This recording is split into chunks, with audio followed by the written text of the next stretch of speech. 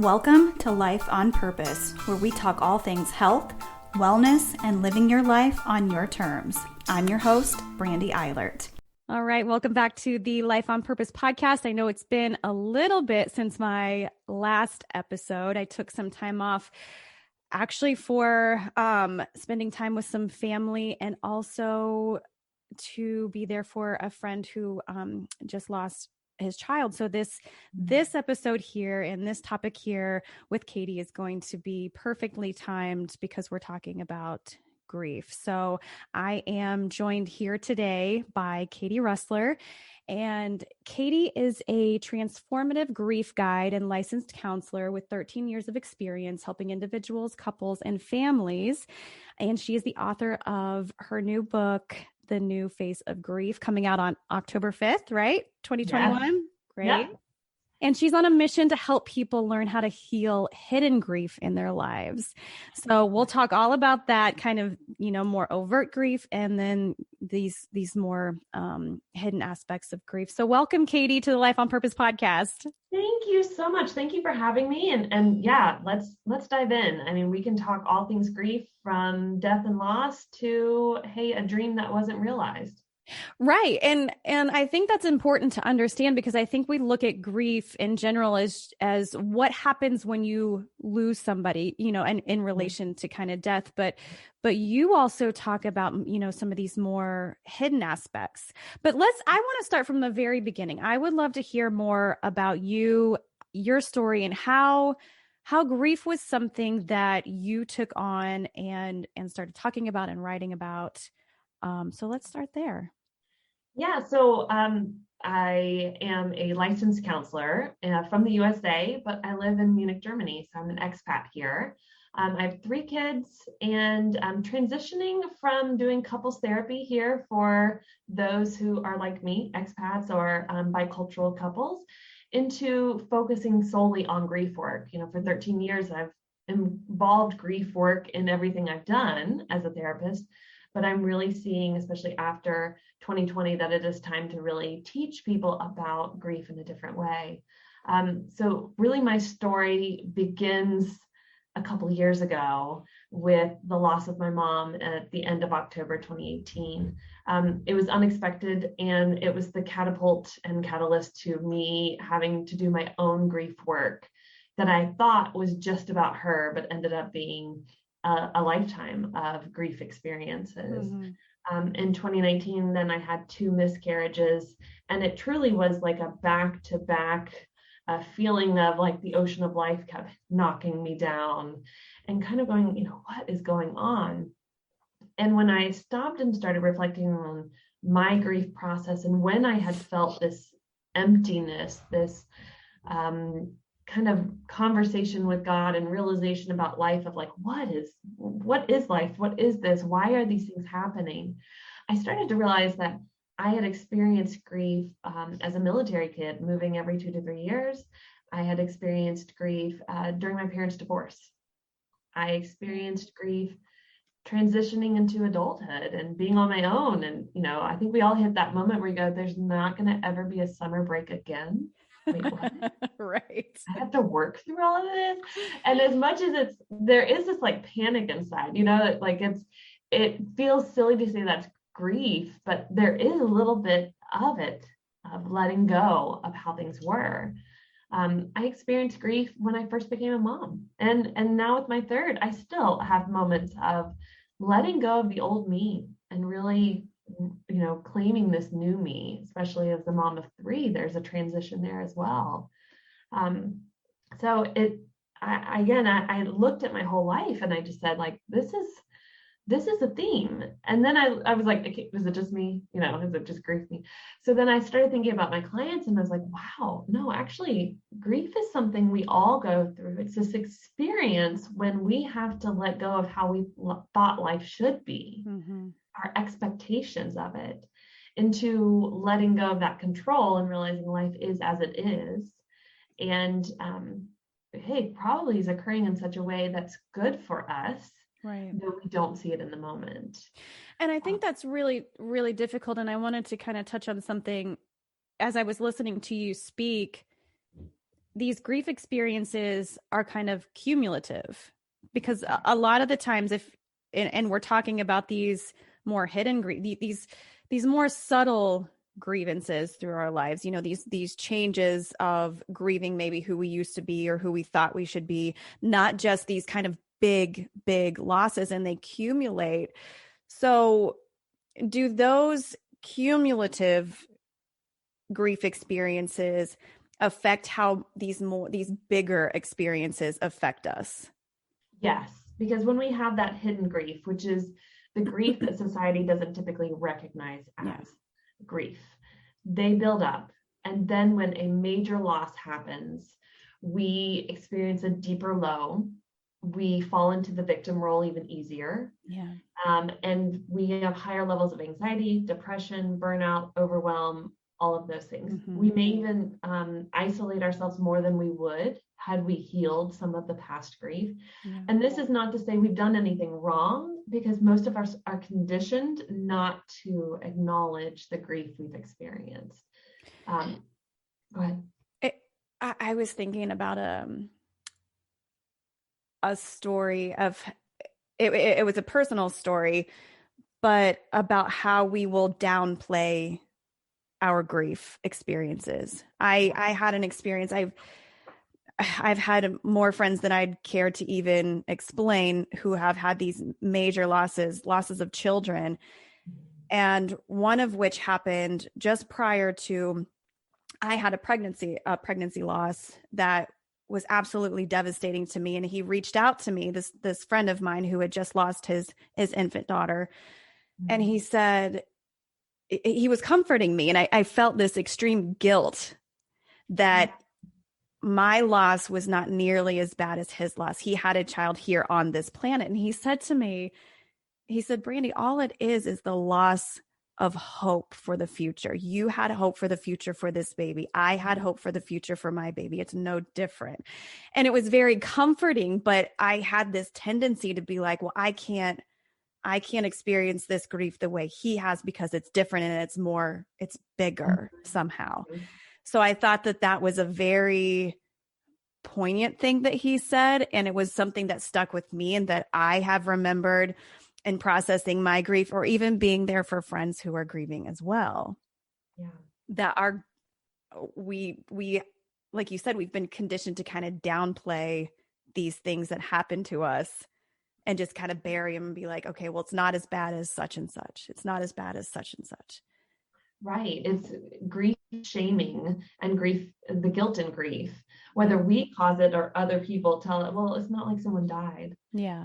Like it just puts it, okay, thank you, I shouldn't grieve. Yeah. So, yeah. And I think it's beautiful he was able to say, apples, oranges, it's all fruit, like you don't need to compare. It makes me actually think about, in business, how the feeling of imposter syndrome comes up when we compare ourselves to other people's stories. Yeah. Well, they were already here at this point. And anytime we compare, it can become very unhealthy, because it tells us there might be something wrong with us. Mm-hmm. And in reality, grief is very subjective, and it's our own personal journey, which is why it feels so isolating at times.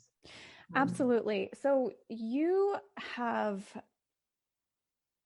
said you want to think about grief differently. What's the traditional idea of grief, and how are you looking at it differently? How are you working with your clients differently?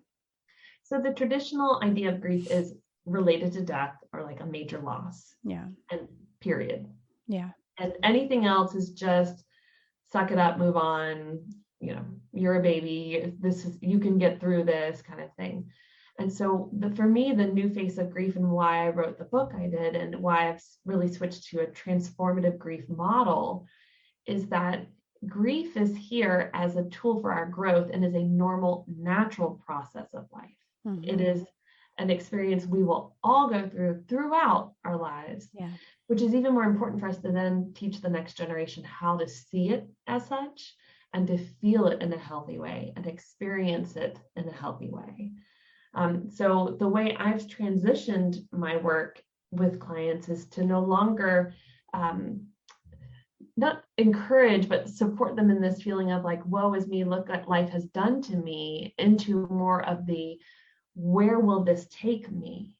What is this teaching me? Where will I go from here? Now, I don't do that when someone's in crisis, because when we first have a major loss, whether it be like your friend's experience, the loss of a child, all of a sudden the loss of job and home, the loss of freedoms that we had, and our children are now homeschooling at home. You know, those of us as parents who had to go through that last year, we will have this moment of shock and awe. And there's no like, what is the greater meaning in this? There's a time for it. So usually the clients I work with have had those catalytic events, whether it be in their childhood, teens, or young adult years, and go, one more thing has sort of like in my experience, an adult had hit and gone, oh, this is something bigger. There's a reason why these things are happening to me. And I work with them in transforming that into their greater purpose here. Yeah, and that's an interesting point, because like you said, you can't really get to those questioning moments of this greater, bigger picture when you're already, like you said, in crisis, kind of angry, or why is this happening? This, you know, kind of cursing God moments, you know, these really big, this is awful, life-ending stuff. How do you get past that? How do you get past crisis to transformative?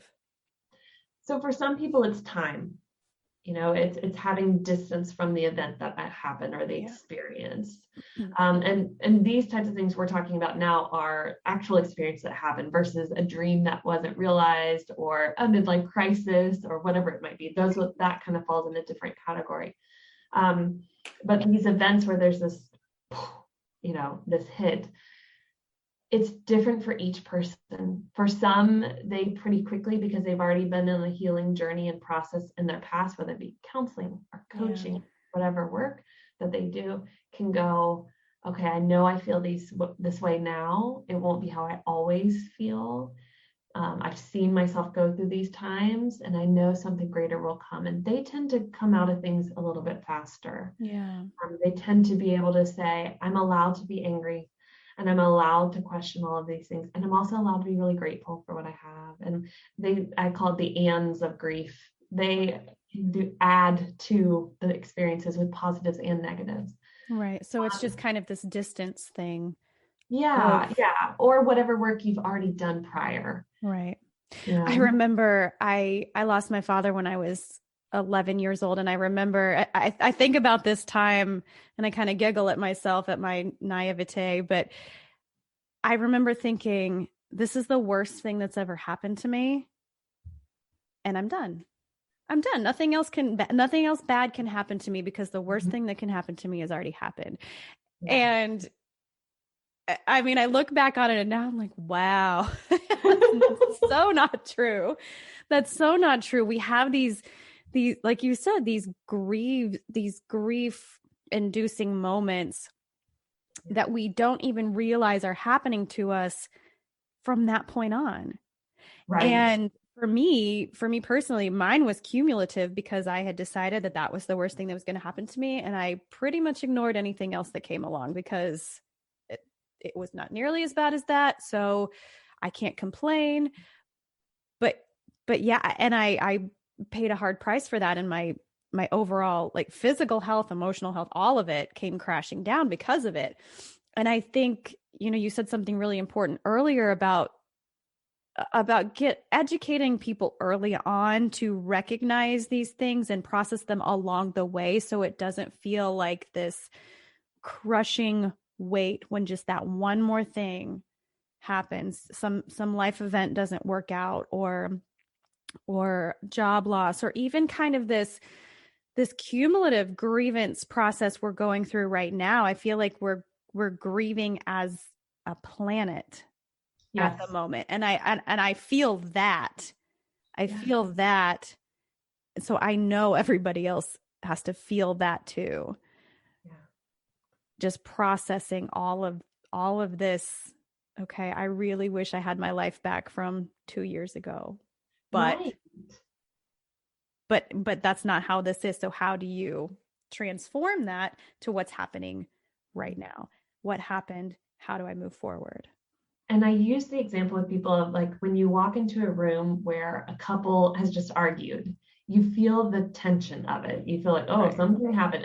And sometimes if you're a people pleaser, you're like, what did I do? Is there something that I've done? So when we walk out into the world, into the grocery store, where we are feeling the grief, the anger, the frustration, the sadness, the fear of everyone. Now, some of us feel it more as the empaths or sponges to these emotions than others, but we're all experiencing it. And you might find yourself a little more reactive after being in situations around others who have heightened emotions of grief. Which I'm not a counselor or an expert, so I'm going to throw that out there before I say this. But yes, I feel like that's where some of this like on edge, on the precipice anger and reactivity is definitely coming from, because there's some heavy energy out there as soon as you walk out the door, or even in our own homes. I mean, I feel like many of us are grieving the losses of friendships or of family relationships through this kind of transformative process that we're all going through semi together. Right. It would be better if we were able to be more together and collectively feel it. Sure. We don't have to be in person doing that. Sure. But instead, we've really divided ourselves and said, like I mentioned, often in grief, we feel isolated because it's subjective, or we've taught ourselves to pull away. Other people aren't safe when I have these emotions, or I'm afraid to show these emotions. Well, this is like the best time to work on the healing work, because we all are going through it.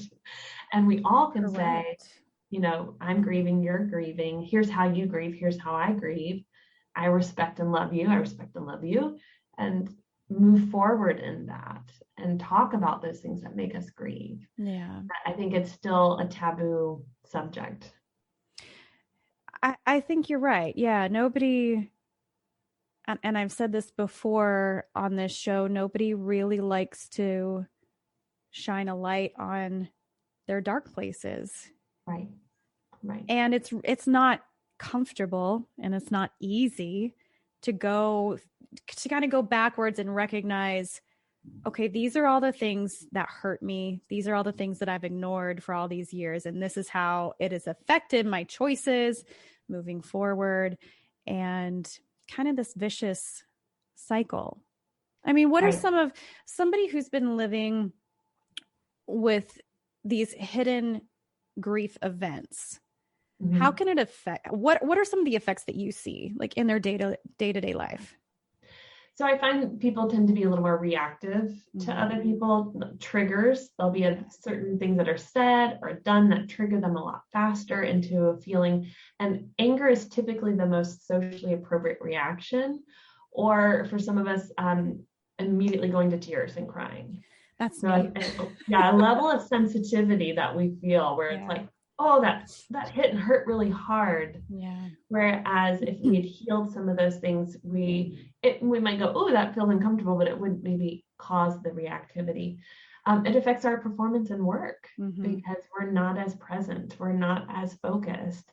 We're not connecting anymore with other people. Right. We're just, fill up our time, get really busy so we don't feel things.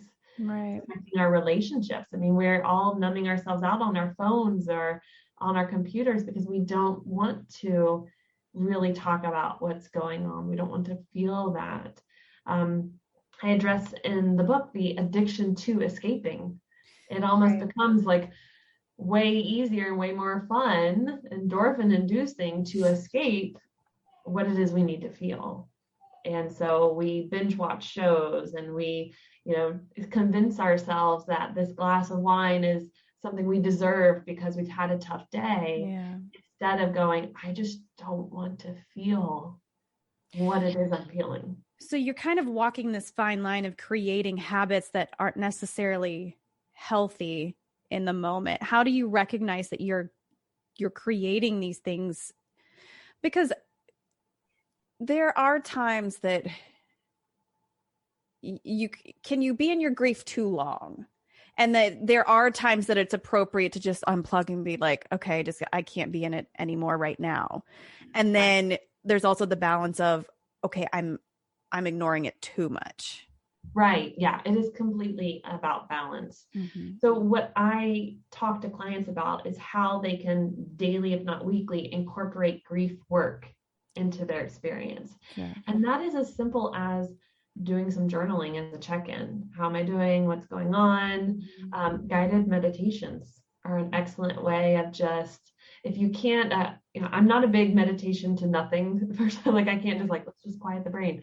My brain is constantly going. So a guided meditation keeps me a little more focused. It's the only way I can do it either.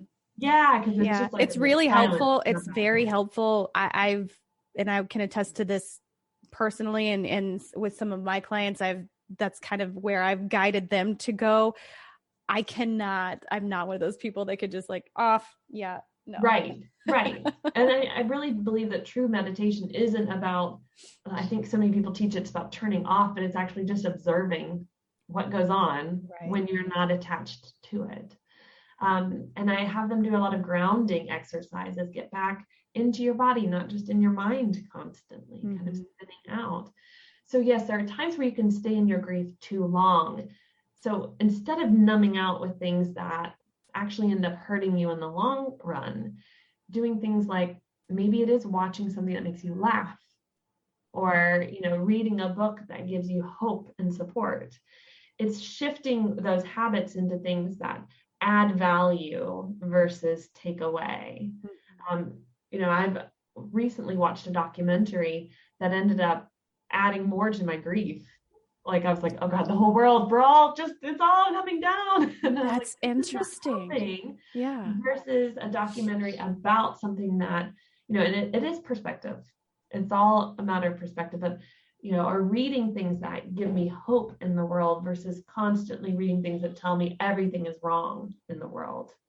So that's a piece you have to be aware of. So kind of knowing your own triggers is important. Yes. Yeah. And asking yourself, okay, is this serving, me healing, or is this adding to my grief? Accumulating. Right.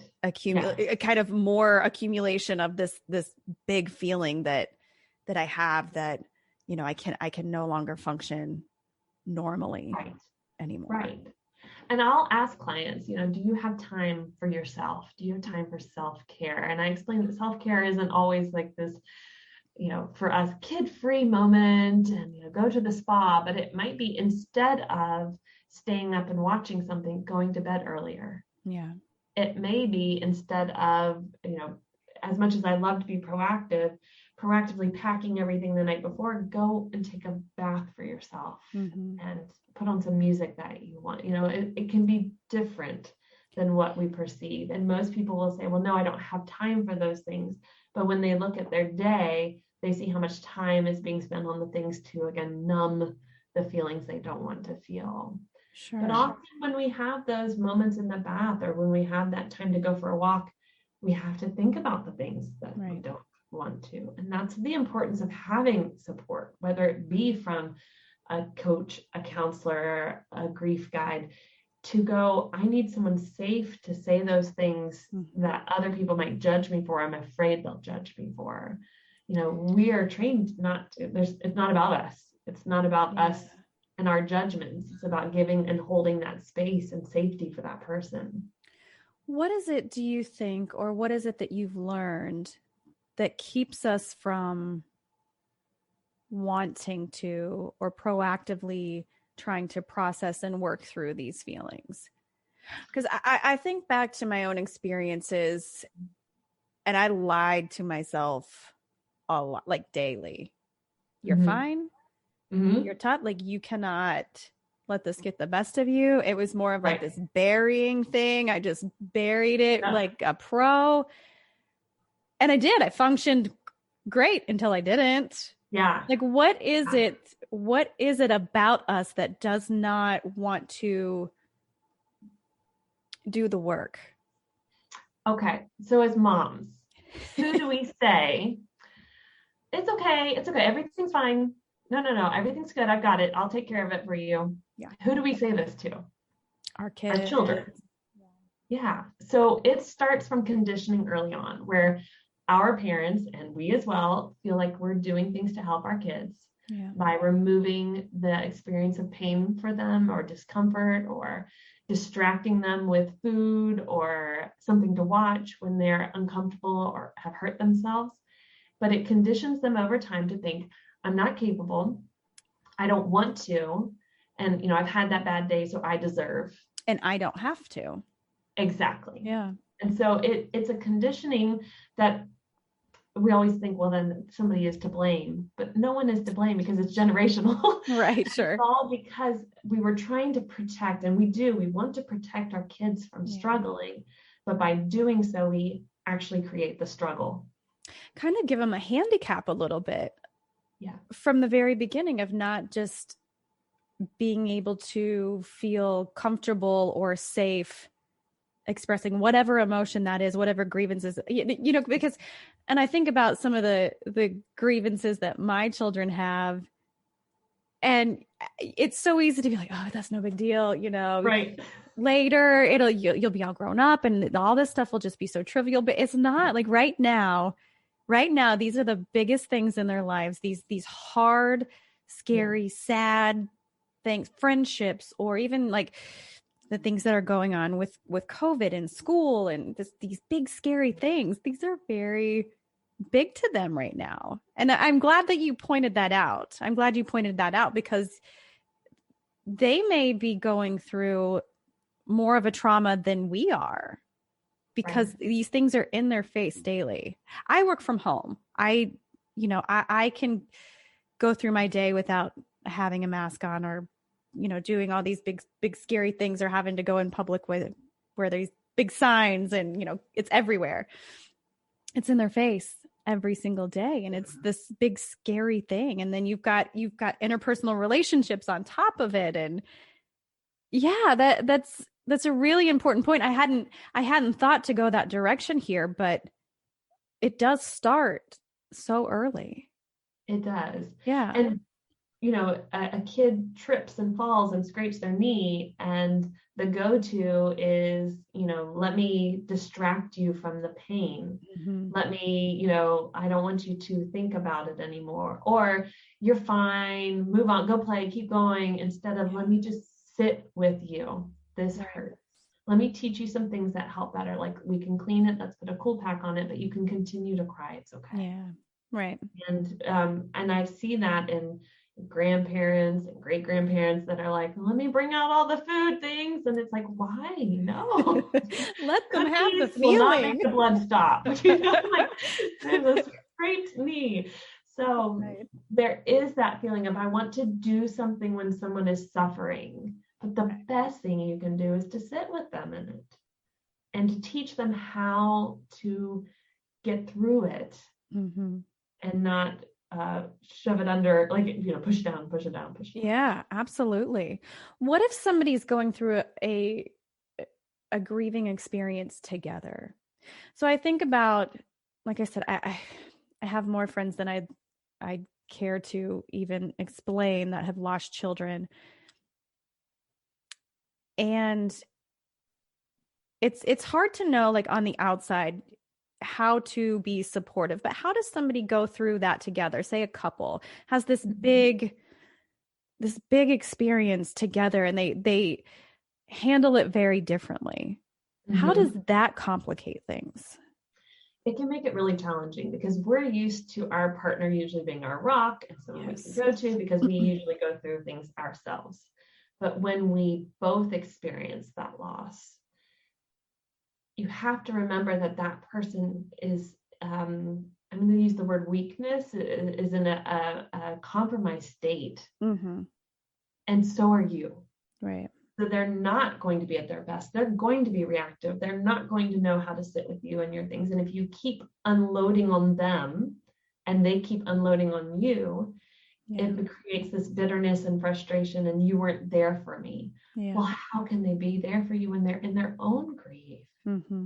And so it is important to seek safe family support, safe friend support. And I say that really specifically because often we just go to the person who's available and they're not always the safest. Right. Right. It's seeking support and guidance from the people that we trust, that we feel comfortable. And again, an anonymous person can be wonderful. Yeah. And this is why there are some great things about the support groups online, because you don't ever have to see those people and you just, this is how right. It's kind of a safe space of, I know you're not judging me because you don't know me. Right. Yeah. And you maybe have gone through something similar, so I can say these things. Right. But it's honoring and respecting your journey and their journey. And often when we are in grief, we can only see our own situation and we forget the other person. And if the other person isn't grieving like us, which is probably what's happening, we struggle. And we have to remember they have their own conditioning around how they're allowed to show sadness. My husband got to pre-read my book, and I was like, here, I'm just gonna let you read it and we'll see. And he's German, so he grew up in a different culture, different family dynamic, all the things. And at the end of it, he was like, oh my gosh, I'm grieving. And he like, blah, blah, blah, blah, blah, blah. He listed all these things, and it was like, yes, of course. I've known this all along. Right. Like, I just was waiting for you to be, but it reminded me, whoa, lately I've been depending on you to like have it all together in these certain areas. Yeah. That's unfair, because you are grieving these things and I'm grieving these things. And I did say, well, who is your person to talk to? Because it can't be me, because I'm going through this stuff right now. And so it was really powerful for us to have that discussion. So if you're listening to this and you are in that state of we're going through something and we're struggling with each other, sit down and go, it's okay that we can't be each other's person. We can still share about our pain and sadness, but we can't unload all of it. And I think that's really interesting. And I think it'll be counterintuitive for anybody who is in this situation that's listening, because you're right. You have this partnership, marriage, relationship, partnership, whatever it is, and you've had this shared experience, and this person has been your person for this entire time. But to say, yeah, you can't be my person right now, not for this, may feel like, okay, that's a little, is that right? Is that okay? It triggers abandonment. It triggers rejection. It triggers like, are we punishing them by, but no, it's actually quite healthy. It's a good boundary. My husband's way of responding to the first miscarriage was the science of it. Well, here's the statistics, and, it's a good thing because your body was just saying that this was not right, and I was like, I'm feeling it. I'm the one who had to go into the emergency room. I can't go into the science. And there was a moment where I wanted to fight with him, but I think we both figured out very quickly, we just probably shouldn't talk about it on that level with each other. Right. And instead hold each other and cry. Mm-hmm. And that's, or share what it feels like now that we go, okay, well, now we don't need to set up the baby room. And like, what are we going to do with that space now?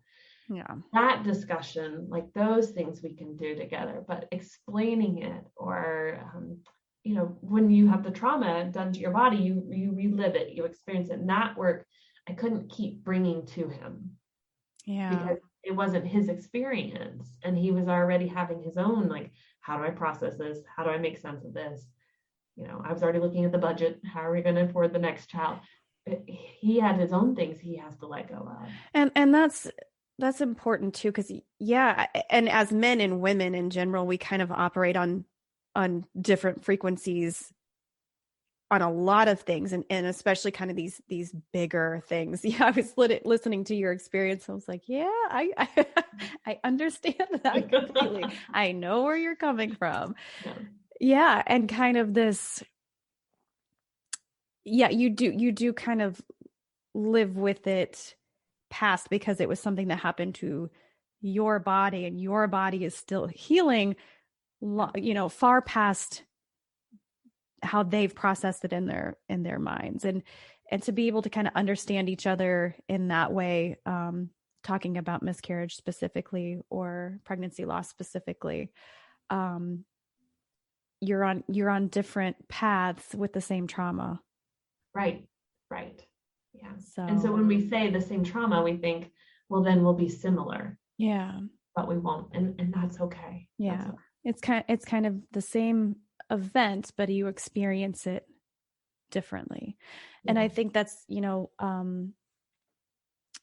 what if, how would you guide somebody who, again, has a shared trauma, but decides that I am not going to recognize what I'm going through right now. My sole job is going to be here for you, my partner. Mm-hmm. So the denial of their own experience. Right. Yeah. How does that affect somebody moving forward in being able to process any trauma that comes along after? Yeah. So many of the clients I work with were children of parents who struggled to handle their own emotions and such. Mm-hmm. And so they had to learn how to hold it in and take care of things. Yeah. So, that can happen as well. It's not always just that we need to take care of our partner, but the child can then feel like they need to take care of their parents. Yeah. And so when that dynamic happens, I find that I see those clients in adulthood coming and going, wow, this small thing, they call it small, but this small thing that created grief, and maybe it's a little g grief, mm-hmm. has now triggered the big G grief from earlier. And now I'm ready to face it. Or I need to face it because now it's all spilling out everywhere. So that I see happening. But if you find yourself, no, I got to hold it together for everyone else. My question would be, what about the grief process makes you feel like you wouldn't still be holding some things together? Mm-hmm. Because I think we think black or white with grief, like it's all out there or we hold it all in, versus I can, there's the beauty of the therapy office is you've got 45 minutes to an hour of that space just being, yeah. As soon as you walk out the door, you get to go, okay, it's done. Now, therapy for me last year was online for my clients. So it wasn't like, now the computer is off. And now, so we had to talk about that ritual of how do I end the discussion here and move forward into the next room. It's the same as when you work from home. Like, how do I let go of work and move into the next? And that's some boundaries you have to teach a client. But grief work isn't 24/7. It's creating the safe space for it and then learning how to bring it back and continue about our day. And that again goes back to some of that conditioning of we felt like, if I do experience and feel it all, it will take eons. Sure. So is it almost like compartmentalizing or making a choice that this is the time that I am giving to working on this hidden grief that I've held on to for so long? This is the time that I'm giving. Do you find that when you work with a client and you work like that it will slowly create more and more and more and more space for them to breathe and feel whole again? Yeah. So if you think about an injury, we don't immediately like all the physical therapy all the time, every day, every 24/7. No, we do our physical therapy however many times a week. We do our stretches before bed or whatever it might be. And then we slowly get back into it. And I'm a runner. So then slowly, if it's running, injury for that, you start to run again. But it's not all the time, everything. So it is about a healing component like that, where it's, okay, we create that space for it. And then we go about doing our other things. And maybe we still feel triggered and emotional, but we know that that's okay. Right. That, we can stop and cry if we need to, or, hey, I'm feeling more reactive and angry. I should probably ask for help. Somebody can you pick up dinner tonight? I'm not in a space to cook. I need a break from the kids, or I need this or that. We start to learn how to voice what we need versus react out of, I can't anymore. Yeah. And those tools are what help it slowly over time. You start to feel like you can breathe and you realize, wow, I've really been working on this. The other day, my husband was like, out of all the people I know, you've done the most grief work, and yet you still feel this way about, and I was like, yeah, because it doesn't really go away. It integrates with your system. And then when you feel it, you know it, and then you know what you need to do to work on it. Right. It'd be, hey, honey, I just need to go journal this out. I need to go talk to that particular friend or whatever. And so it's been a lesson for him too, that this isn't like, one and done. It doesn't resolve, basically, is what you're saying. It's a process of learning how to live with it in a healthy manner. Right. So that you're functioning, at a higher level within your day-to-day world and within your family structure or friend structure, but feeling safe to be able to still work on it. Right.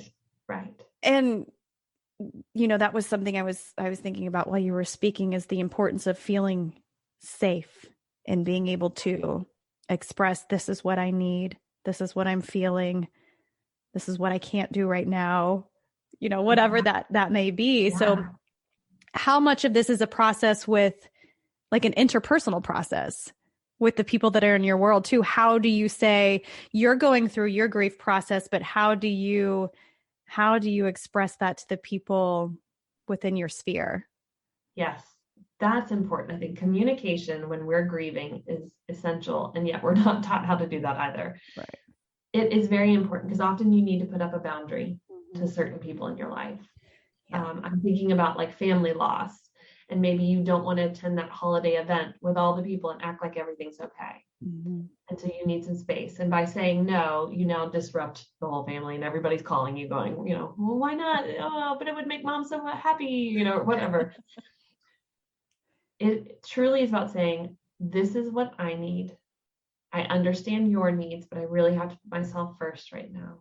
Mm-hmm. Hopefully next year I'll be there, or whatever, what that looks like. Or, I am grieving the loss of this child. And as much as I love that you want to be there for me, I already have some good, healthy support people in place.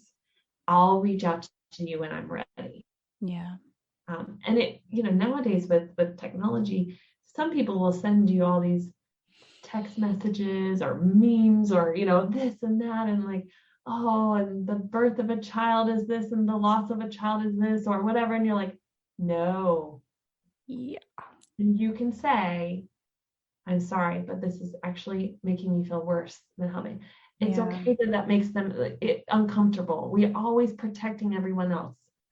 But we really have to say, this doesn't work for me.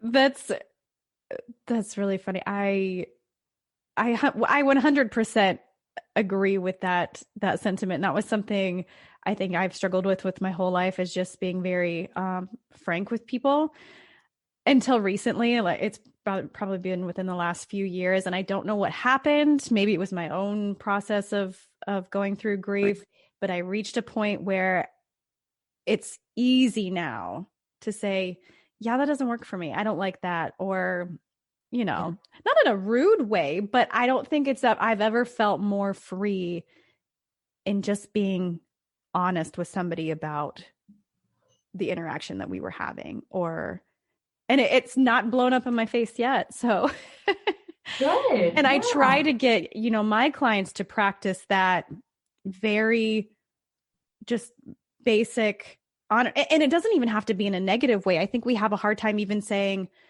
this right here, this makes me happy. This moment right here. Yeah.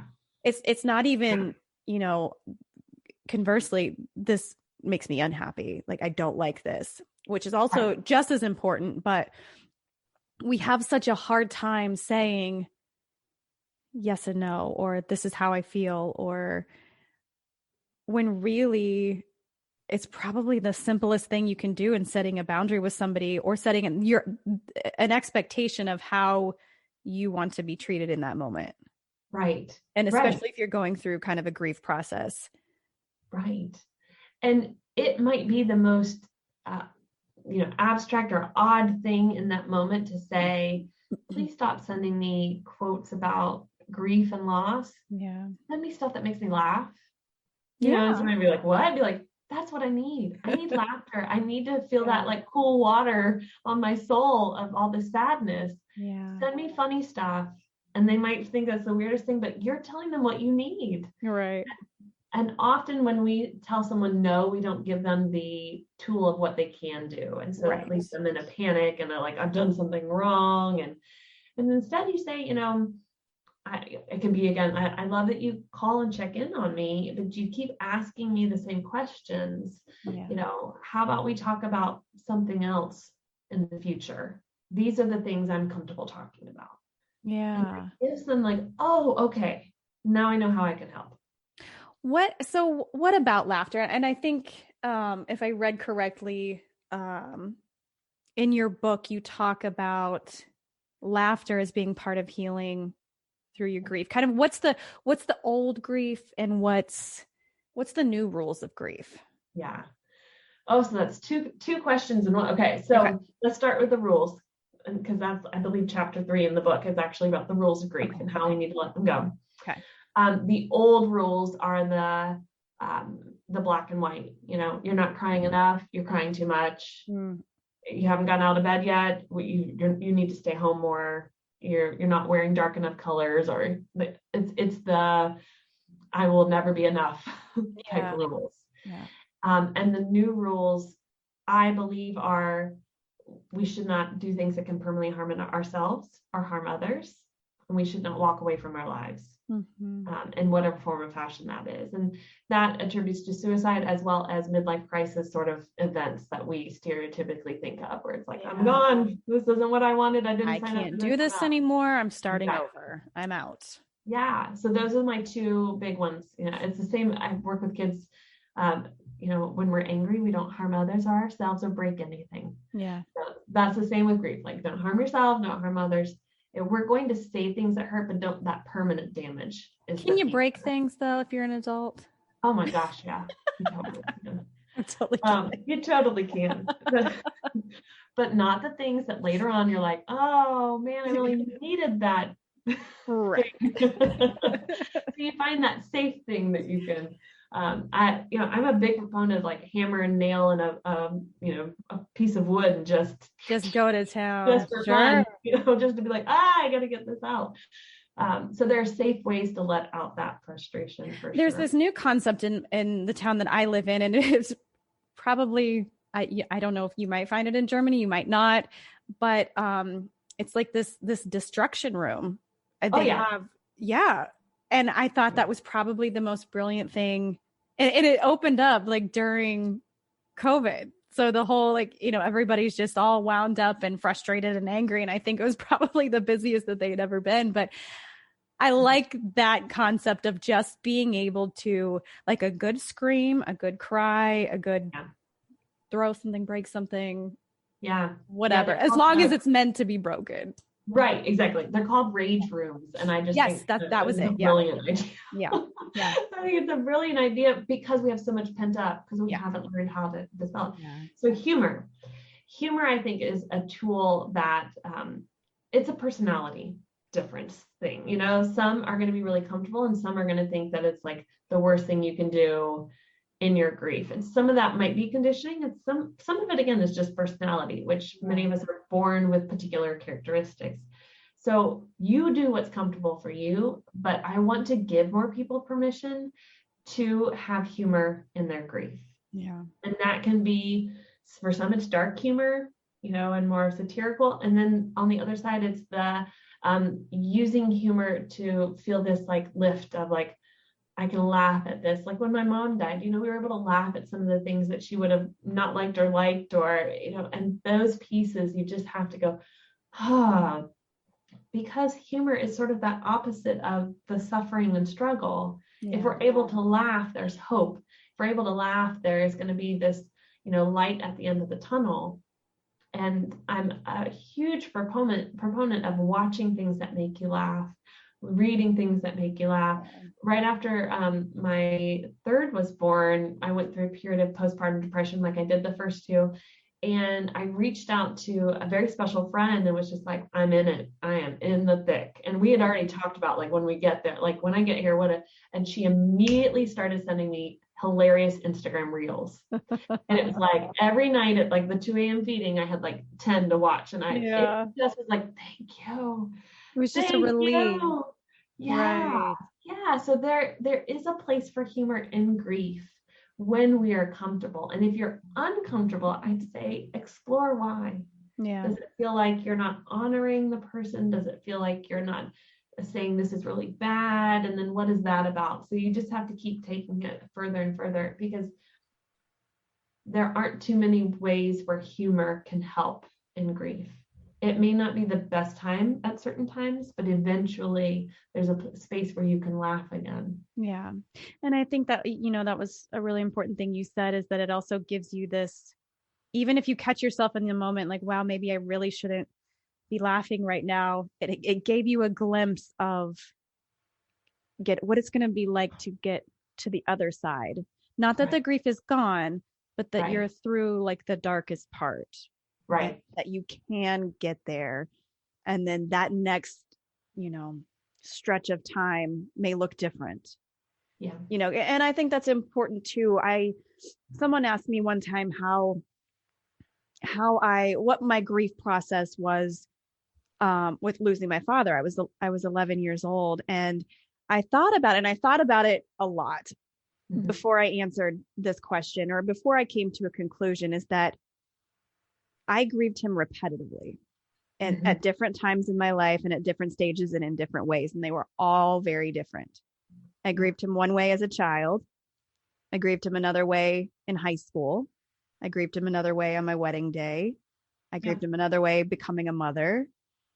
I grieve him differently now. My kids are a little older. It's all been very different, but it's all been very manageable. Yeah. But I don't think I recognized it until I really sat down and thought, okay, I've gone through this process repetitively, but differently. Yes. And it wasn't easier. It wasn't harder. It was just different. Yes. Yeah. Completely. Because as you grow, you have other smaller grief incidences that then shape how you are grieving that longer term thing as well. Yeah. And all of it is right. Yeah. All of it is right. And that often we think, like, oh, well, this is wrong. I shouldn't feel this way. Or, hey, it's been forever. Like, why do I still feel this? Because there's an absence there. There was a should. He should have been here, or my kids should have. And I have that with my third is the first to not meet my mother. Yeah. And it's like, no, this was not supposed to happen. It's not supposed to be this way. She should have. And when I catch myself feeling that panic, I don't then, stop thinking like that. Yeah. Kind of punish yourself. Right. Like I understand why I'm feeling this way. I understand what this is about. I'm allowed to feel this. Yeah. But I don't have to put so much weight to the feeling that this is how it is. Right. I just understand this is my brain's processing of this loss that was only about 3 years ago now. Yeah. And how important is it to understand that your grief process is kind of experimental? It's up to you, like experimenting with what works and what doesn't work. Because does talk therapy work for everybody? I don't believe it works for everybody. Yeah. And that was a big reason why when I started to transition into this transformative grief guide, I do a lot more of like the energy work of it, the guided meditations, the getting out of our head and not always using our words for things, but allowing the words to come after we feel it, we sit with it in our bodies. Using art or movement to create expression of what's going on. So, and I think many therapists have figured this out as well. There are some of us who, and I used to be this way too, it's just way easier to stay in our heads because we can logically explain so much, and then we don't have to feel it, and we sort of cut our heads off from the rest of our bodies, and we're like, nope, not going to feel it, not going to experience this. And so therapy just becomes this sort of repetitive place to keep playing out the words versus I'm really going to feel it. And if you have a good therapist, they're going to make you stop talking. Sure. And be with it. Yeah. And just sit with a statement and maybe repeat that statement to you and go, I don't want to hear your response, but feel that. Right. And I can attest to that. I discovered completely by accident that yoga nidra for me was better than talk therapy. Yeah. I've tried talk therapy in the past, for my pregnancy loss and my dad and all of that. And it was the same thing. Like for me, it was on a loop and it wasn't taking me anywhere. And I was still feeling these very heavy things. And I went to a yoga nidra guided meditation with a dear friend of mine who has actually been on my podcast here. And I didn't realize that I had been particularly overwhelmed or just completely stuck in my body and my head. And I came out of that meditation and I didn't realize I was bawling my eyes out. I, it was like I went into the meditation and I woke up and I just these tears. I wasn't crying, blubbering, anything like that. They were just like coming out of my eyes. I was like, wow, okay. I must have been feeling something or holding on to something that I didn't realize. And she told me to stop. Don't say anything. Just be with whatever you're feeling right now.